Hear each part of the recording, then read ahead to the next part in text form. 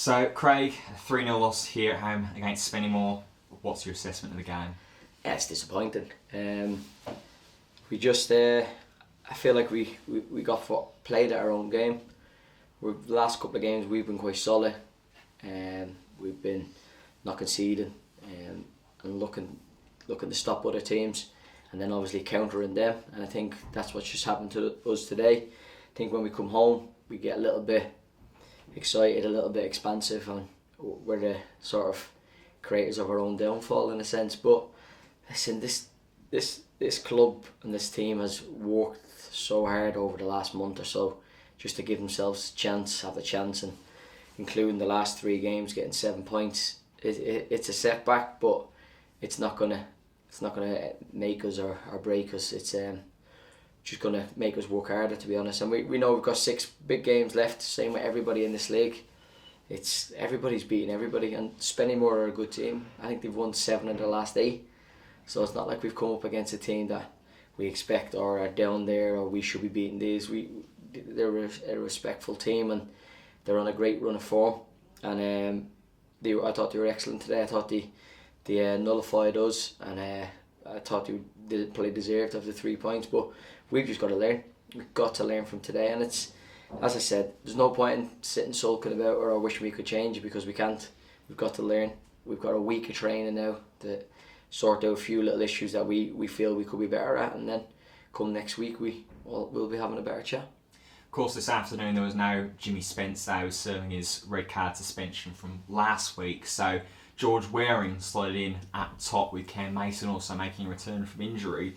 What was the thinking in starting George at top as opposed to maybe back as part of the defensive core, and maybe putting Hayden Campbell or someone like that at top as well? Well, we needed a target man. Being a target man's not Hayden's game. Hayden's a lovely footballer, gets on the ball, similar to Marcel, similar to Stefan. So to ask them to do something that's not them would be pointless. George Waring has been a striker for years.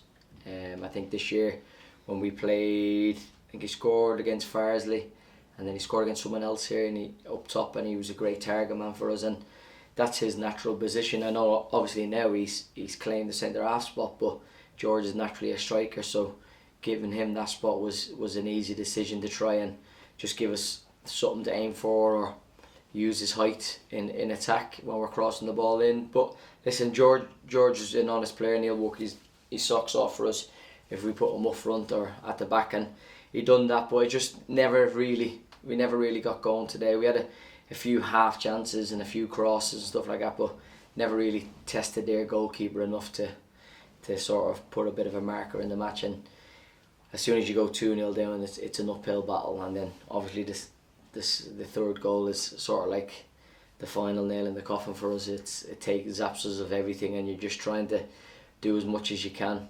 to stay in the game and give yourself some more chance. But I don't think we were at her enough today. I think there's probably too many people just off it, and when you're playing in this league, you can't have off days, especially 4 or 5 lads. We need everybody at it. And listen, as I said, we're probably a little bit leggy and a little bit tired from the trips that we've had recently, and I think it's caught up a little bit. And what we'll do now is we'll go back into training, refresh, regroup, and come back here with a positive mindset next week. To that point as well, obviously it doesn't help being a goal down within the first 5 minutes as well. Obviously the goals coming from 2 counter-attacks. One looked like a bit of a sort of defensive miscue between Devon and Cam Mason. How can you obviously set about getting into training, brushing up those things that you felt went wrong? How do you polish out those sort of miscues? Like me, Mark and Jack will clip it and send the lads the videos and show them what they've done wrong. It's all well and good us saying it, but we'll look at our back, we'll see what we can do. And obviously conceding after 5 minutes, it just gives you that mountain, you know what I mean? It gives them that little bit of something to hold on to. So we'll have to, we'll watch the game back, clip the game, send it to the lads, and show them little things we think they've done well, and the things that we think they need to do better at. But these lads, as I said, they're honest, and they'll listen and they'll learn, and I'm sure they'll want to come back next week and prove a point. You spoke about sort of coming back home and getting potentially a little carried away, a bit expansive. Why do you think that mindset sort of creeps into players' minds? Because since Boxing Day, obviously, there's been the kind of very up and down form at the Tameside Stadium. Why do you think that still is a thing that's I don't know. We just seem to. I don't know if it's because the pitch is so good, or we're at home and we're just a little bit more exuberant about what we're doing, and we're trying to force things instead of just being calm and composed like we were against Scarborough, against Chester. Even when Hereford came here, we were just solid. We just done the basics right. And I think sometimes when you get a little bit of run of games and you start to feel good, I think lads try to do things maybe that is not their game, and where we just need to do the basics. If we all do the basics right, you give yourself a much better chance of getting 3 points or getting something from the game. But they're the things that we'll have to watch back and see where we can be better and what we can do to help this team and give us a chance going into the next 6 games. One of the players that did feature this afternoon and came on at half-time for his debut was Luke Griffiths, and looked quite composed in the step up this afternoon. The time he got. Luke's a good player. He's honest. He'll play. He'll get stuck in as well. So it's all new for him. He's never played with these lads. Obviously, we train with them, so he has to get to know these lads as well. Not only like on the pitch, but off the pitch, and create a little bit of a bond with everybody. But yeah, Luke's a good character to have around, and we're looking forward to seeing what more he can offer, and what we'll have to do this week. We went to training, and it's like a clean slate for everybody. We want everybody at it now, and we want everybody pushing each other.